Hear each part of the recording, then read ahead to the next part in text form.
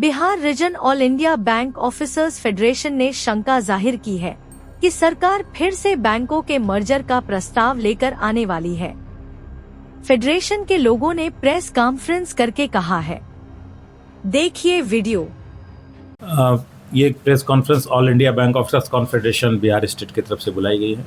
केंद्र सरकार के द्वारा जो बैंकिंग सुधार के नाम पे जो कदम उठाए जा रहे हैं, वो बैंकिंग सुधार के कदम एक्चुअली बैंकिंग सुधार के लिए नहीं है, वो जन विरोधी नीतियाँ हैं।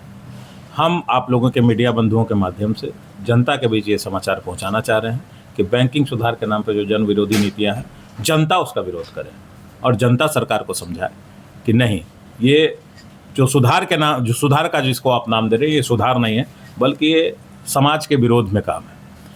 अभी मर्जर कंसोलिडेशन, बैंकों का मर्जर का बात फिर से बहुत तेज़ी से उठ गया है कि बैंकों को मर्ज किया जा रहा है। प्रेस मीडिया के माध्यम से ही हम लोगों को भी पता चला है। तो ये जैसे ही मर्जर होता है, हमारे समाज में बेरोजगारी बढ़ती है। आप देखिएगा, बैंक में अभी जाइए तो बहुत सारे चीज़ आउटसोर्स हो गया है।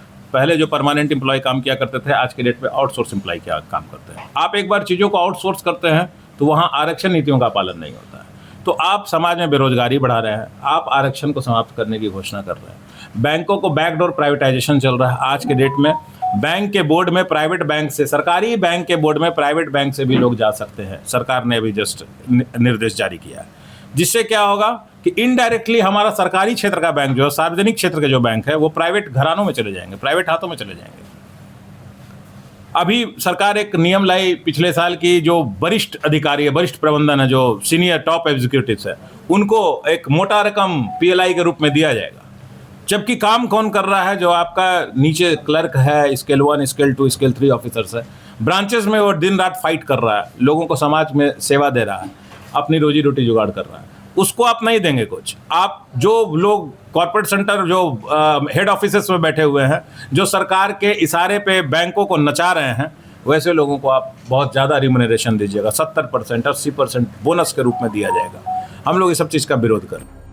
फेडरेशन के सेक्रेटरी अमरेश विक्रमादित्य ने यह बताया कि बैंकों के मर्जर और निजीकरण से बैंक की सेवा लेने वाले लोगों की सुविधाओं में कमी आएगी, बेरोजगारी की समस्या खड़ी होगी। सरकार की नीति है बैंकों में निजी क्षेत्र से कर्मचारी लेकर आना। सरकारी बैंकों के कर्मचारी और अधिकारियों में चिंता है कि एक बार फिर सरकार बैंकों के मर्जर की नीति लाने वाली है।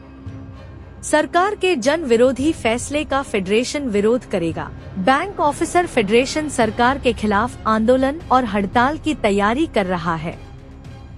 सर, हड़ताल तो एक हमारा ब्रह्मास्त्र है ही, हड़ताल तो हम लोग करेंगे, लेकिन हड़ताल से समाधान शायद ना निकले। पिछले बार भी हम लोग हड़ताल किए, लेकिन मर्जर हुआ।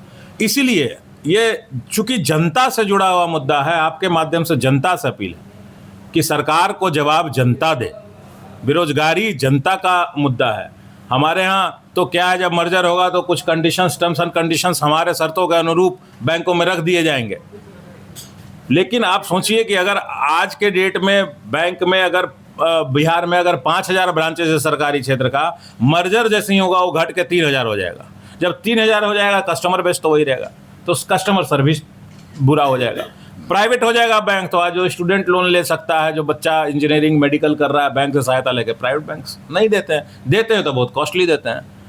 तो सरकार की जो भी योजनाएं हैं वो सरकारी क्षेत्र के बैंक के द्वारा ही समाज में जा रहे हैं, और आप उस सरकारी क्षेत्र के बैंक ही खत्म कर दीजिएगा तो प्राइवेट बैंक कैसे करेंगे? हम लोग विरोध अभी फिलहाल आपके माध्यम से जनता को जागरूक कर रहे हैं, और जैसे ही धरातल पे आएगा हम लोग आंदोलन शुरू करेंगे। किन बैंकों का नाम है जिसको मर्जर करने की संभावना? अभी उसकी पुष्टि नहीं कर सकता हूं, क्योंकि अभी कोई फाइनेंस मिनिस्ट्री की तरफ से ऐसा कोई स्टेटमेंट, ऑफिशियल स्टेटमेंट नहीं आया है। लेकिन विभिन्न माध्यमों से पता चल रहा है कि बैंक, अभी एक मीटिंग हुई थी बैंकर्स की, टॉप एग्जीक्यूटिव्स की, उसमें पता चला कि उसमें भी लोग बोल रहे हैं कि 3 ही बैंक रहने चाहिए, 2 ही बैंक रहने चाहिए, तभी हम विश्व के 20 बड़े बैंकों में आ सकेंगे।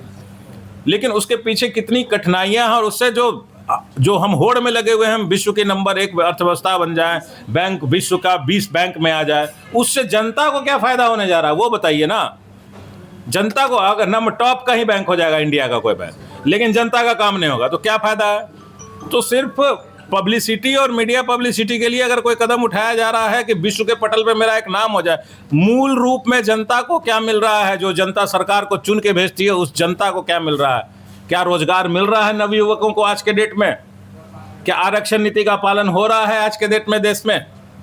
तो हमारा सरोकार ये है कि आप जनता अपने दायित्वों को समझे, और अगर सरकार जन विरोधी नीतियां लाती हैं तो जनता का दायित्व है कि वैसी सरकार को न चुने और सरकार पे दबाव बनाए कि बैंक के सुधार के नाम पे जो नीतियां लाई जा रही है, जन विरोधी नीतियां लाई जा रही है, उसको इमीडिएट सरकार वापस ले।